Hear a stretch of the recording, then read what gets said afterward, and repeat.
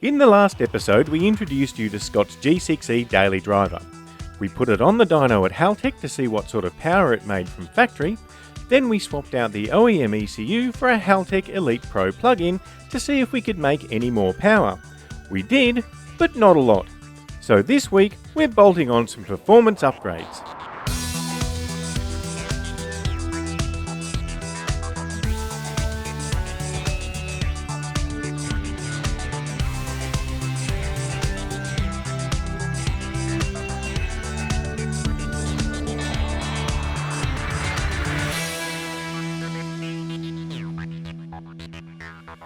It's bolt-on time. We've got a heap of parts to put on the car today.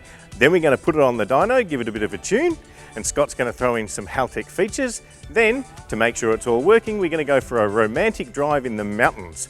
But before we do that, over to Scotty to tell us about the parts we're going to put on today.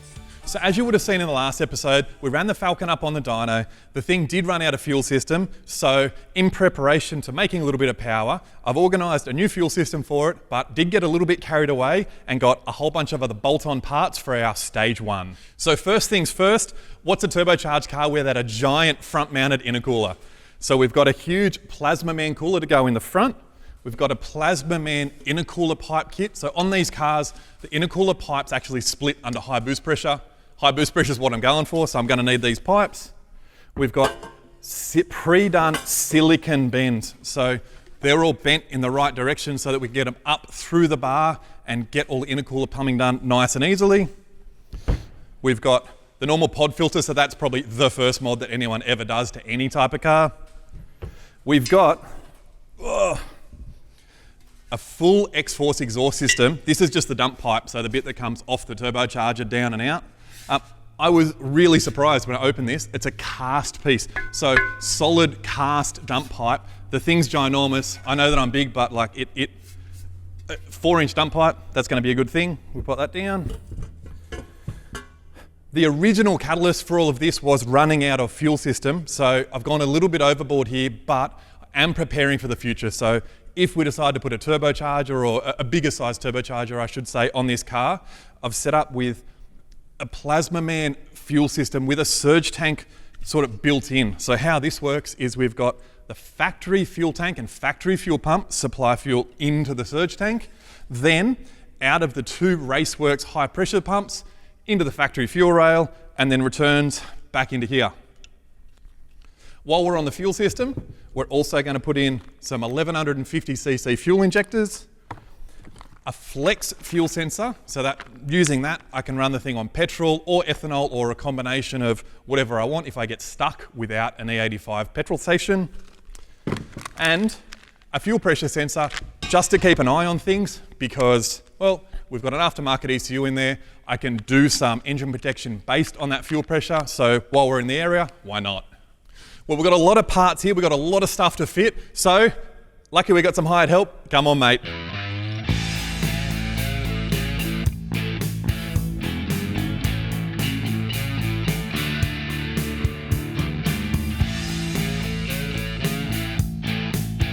Hello there, Benny.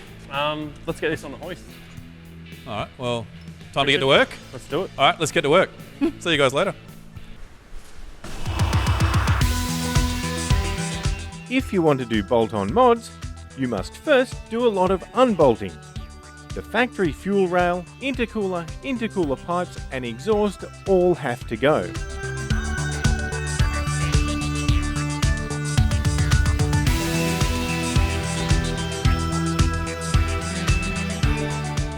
Now that we've stripped the bits off, it's time for the first mod, which is a new exhaust. We're using a brand new X-Force exhaust, which has been designed as a direct replacement for the factory item, and as such bolts straight up to the OEM turbo housing and uses the factory mounting points.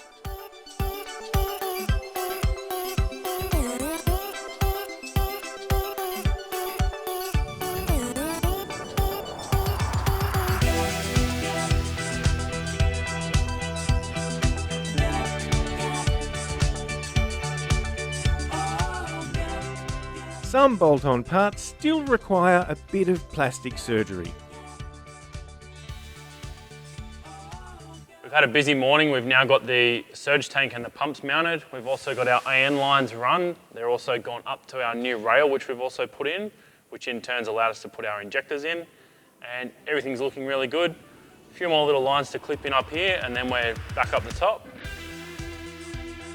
Last episode, when we tuned the Barra with the Haltech, we didn't make much more power than factory.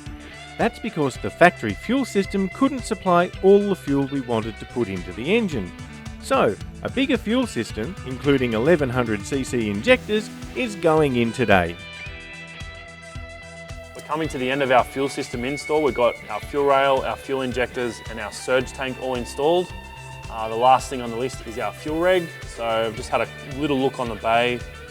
There's actually not a lot of places to mount it. There's not a lot of sort of spare bolt holes or anything in the bay, but I have noticed there's one on the front of the inlet manifold.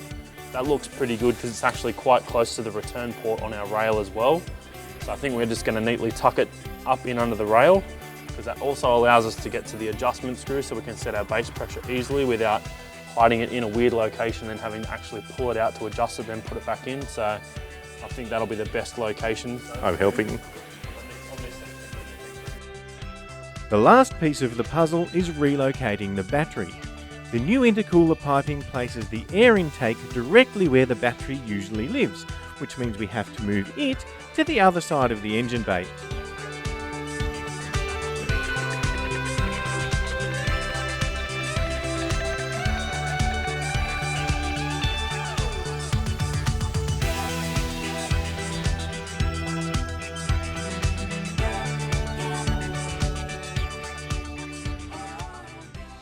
Okay, mate, before we get into tuning the car, remember we were talking about this being like the original Haltech car to make the Barra ECU, and that's the original, the first Barra ECU.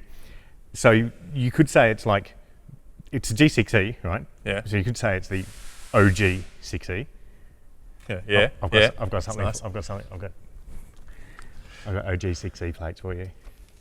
The original, the OG 6E. That must have taken a lot of thought. I appreciate it. Thanks, mate. Sometimes things go on up here. Okay. Well, you were thinking about that. Yep. I was thinking about this, and we're going to be hanging out a bit over the next little series. So I had something at home that I don't use that much either. I got you this. It's very kind of you. Thank you. I feel like your gift is like a lot more thoughtful and polite. I don't know. I like this up here though. Okay, so last week we did stage 1, which was like just our ECU and tune.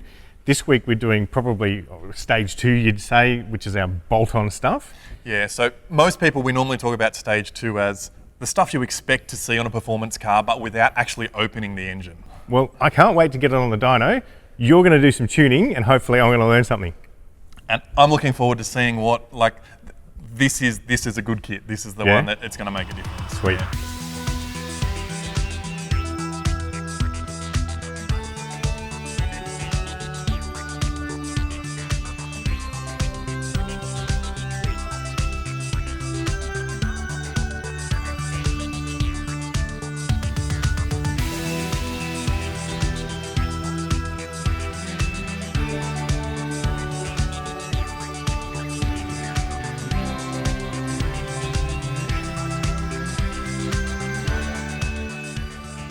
Okay, so we've got the car on the dyno, you've got the laptop hooked up and set up, software's open. What's the first thing you do? Do you leave everything as it was and do a run, or with your experience, do you know that we're going to have to make some changes and make those changes first? How does it work? The first thing I'm going to do, because the most important thing, because we've already tuned at factory, now that we've got some mods, the first thing I'm going to do is change our injector size. Okay. So I'm going to put in the right injector data so that the ECU knows that when it opens the injector for a certain amount of time, it knows exactly how much fuel goes in the engine. Right. So this is a pretty big deal, obviously, because half of our task is getting the fueling right of the engine, the other half being that we get the ignition timing right. Yep.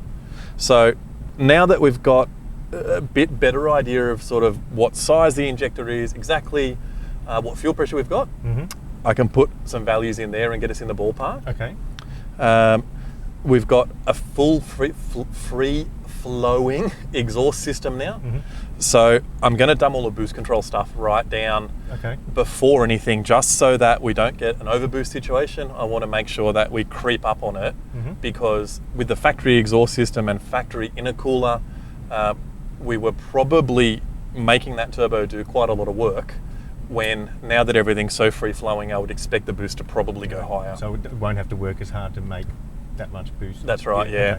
So I'm basically just going to wind all that stuff, like just bring it all down a bit. I'm going to pull a bit of ignition timing out of it as well, which I know that it's already safe, but I'd rather just creep up on it, because one, it makes me feel good when I'm putting in timing and making more and more and more and more power until I get to a particular point where I'm putting timing in, but I'm not getting that reward. I'm not getting the same power out of it. Right.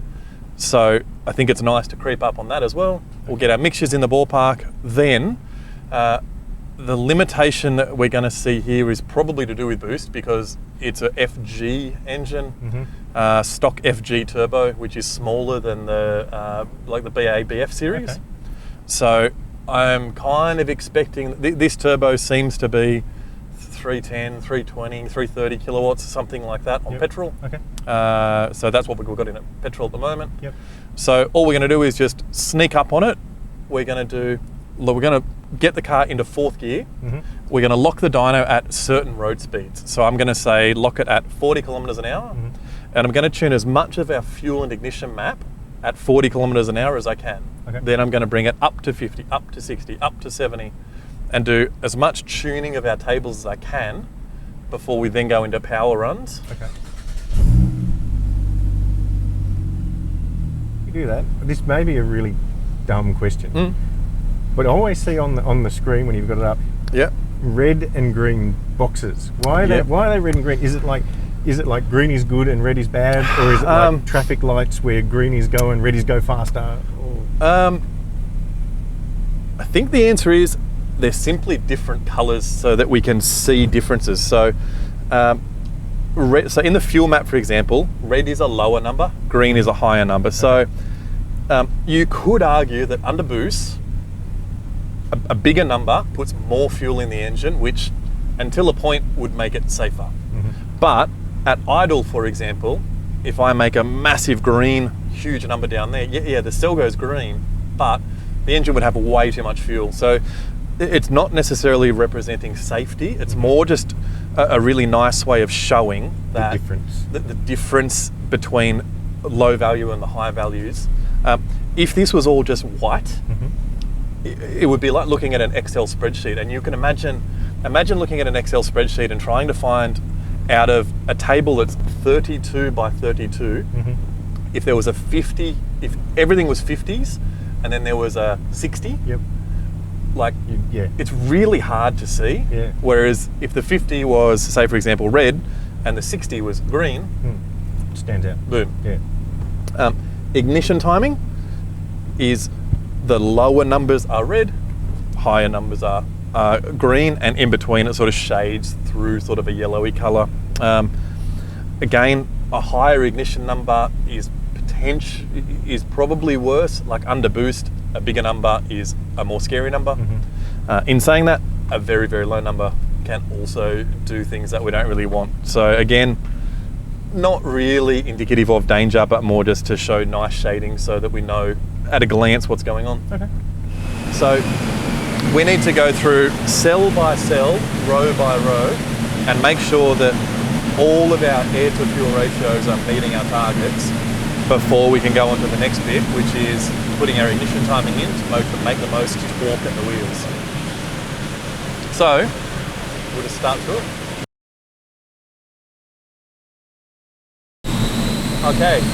Horsepower challenge. Horsepower challenge.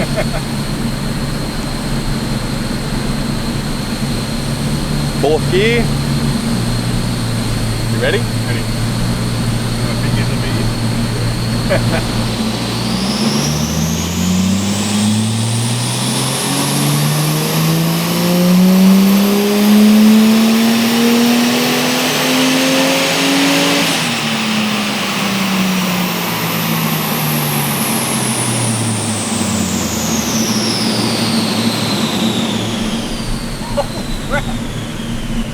We've got a little bit of work to do, so we can, in that mid-range, we will definitely improve it. So basically what's happening there is, as we go on with the tune, I'll get more and more confident to step on the throttle earlier and earlier before it kicks down.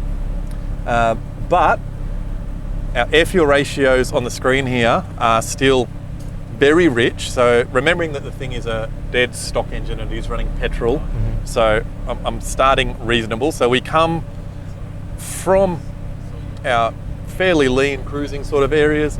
The air to fuel ratio, the more load we put on it, comes down and down and down.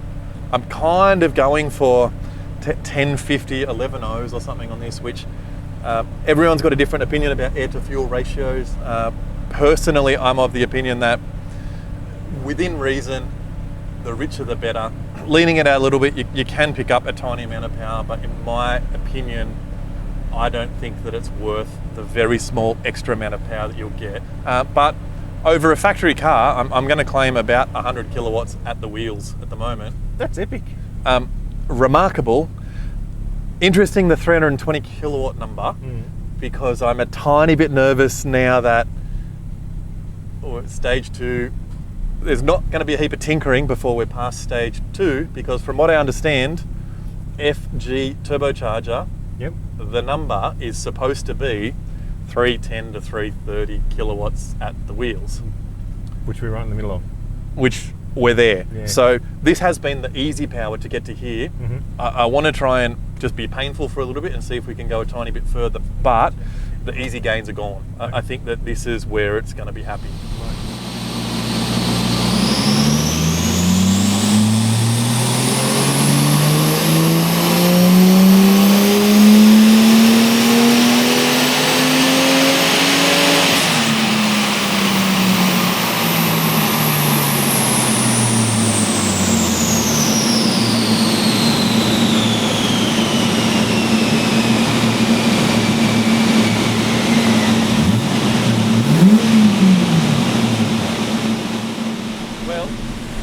So we didn't make more power, but we made more power down low.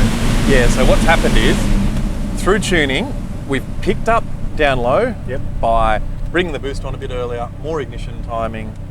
Our air to fuel ratio, I've gone through and cleaned that up so that as it comes on boost, I've pulled a bit of fuel out of it and kind of kept it at 1050s, 1080s, somewhere around there, which holds pretty flat the whole way through to the limiter. So up top, you can, the two lines are practically over the top of each other. Yeah. We've tried timing in, timing out. We've tried boost in, we've tried boost out. That's the power it's making. So there's a limitation somewhere and there's no point in mucking around. The limitation is the turbocharger, Right. which you know what that means for us. New turbocharger. It's going to be a stage 3. So I guess the next thing is to take it for a drive. See how it handles on the road. Nearly 100 kilowatts at the wheels different. Up sounds a million times better. Yeah. Yeah, it sounds good. Let's get it off. Right.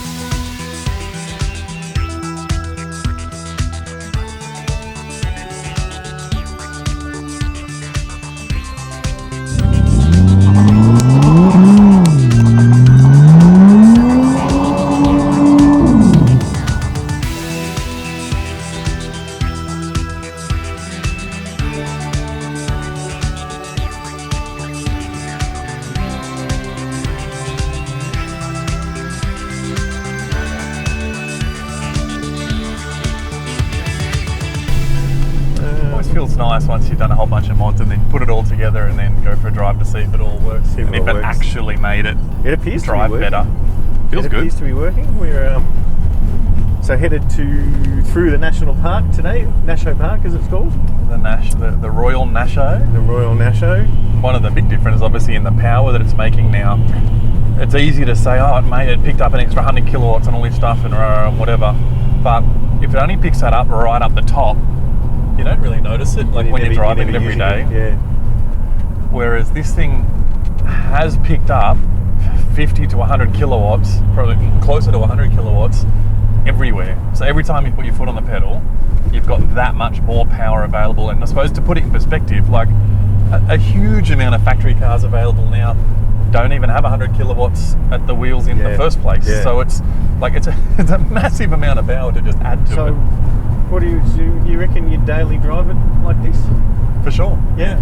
Oh, easily. I didn't expect it to be this quiet and smooth, to be honest. Okay. But no doubt the power comes on so smooth and nice through the auto, And easily. And nice on the highway, cruise control. Yeah, for sure. Yeah. So all the 1500, so the 1500 and the 2500, so 500 being the one that defines that it's got drive-by-wire throttle control or Yeah. not. So you do need to be able to control the drive-by-wire throttle in order to get cruise control to work.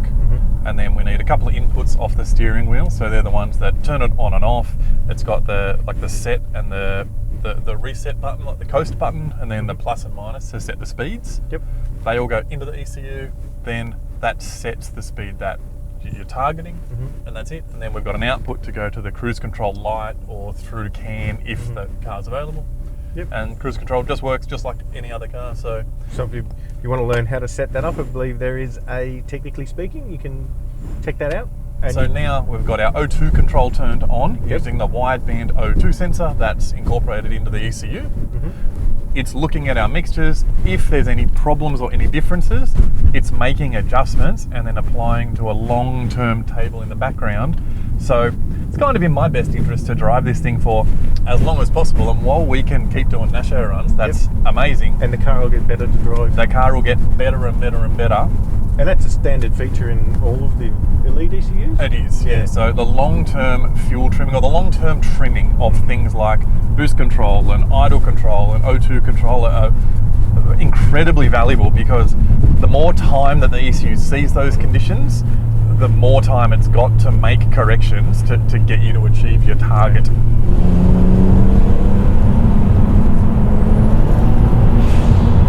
Overtaking works. The overtaking does work. Overtaking works. That is one of the things that has happened in this car. I have noticed that it's a tad dangerous in the way that you need to keep your eye on the ball of just what's going on, because it really does now have, and I use this term loosely, but supercar performance. It's not drag car performance. It's not you've built a ginormous engine and put it into your daily driver, but it is supercar performance now. So whenever you give it a hit, you have to be very careful of the most important thing, which is not hitting people, but the second part of it, getting your license. Supplies be pretty tricky. I think that could be a danger of driving this car every day. All right, so I see some twisty bits coming up. We do, this is the good bit. Yeah. Whoa.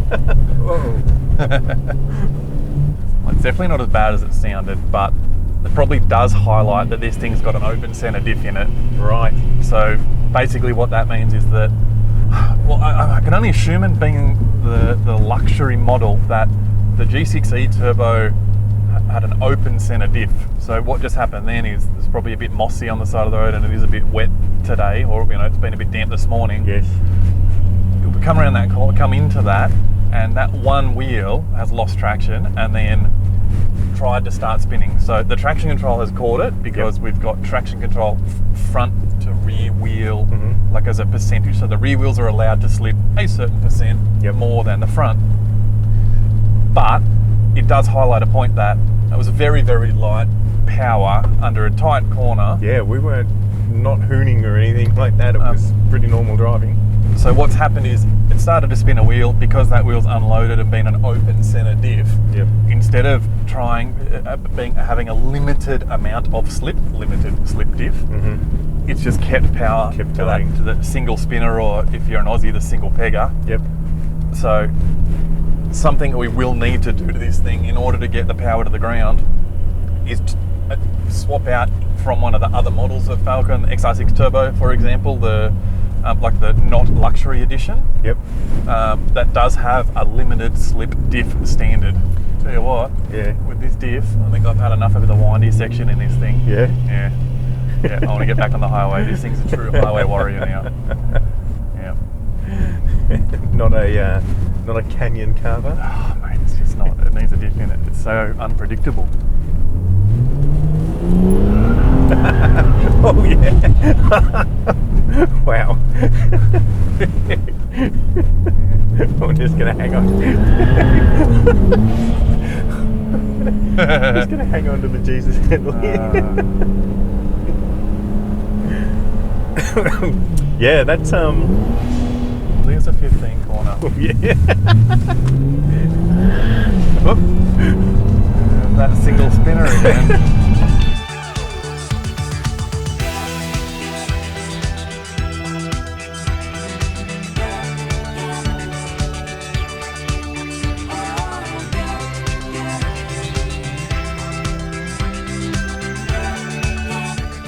Dude, what was that?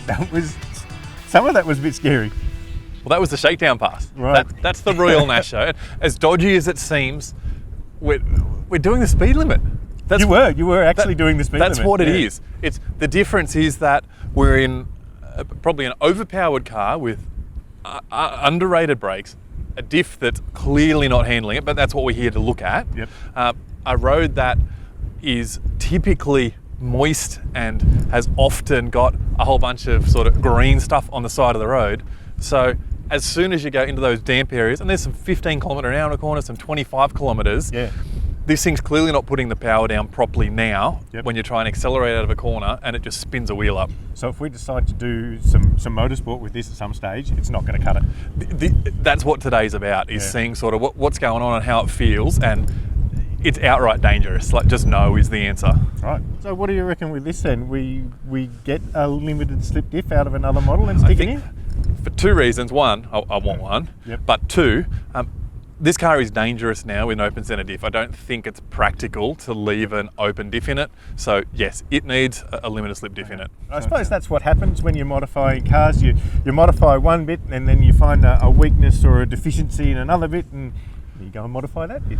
And for me, I suppose that's what makes it fun, because getting the balance across the whole car so that it does drive every day really well. That's the challenge. I think that's awesome. So it sounds like we need to make a phone call to our friend the mechanical stick. That's one of the best parts about this as well, is that while we can identify the problems, Benny can fix it. Benny can fix them.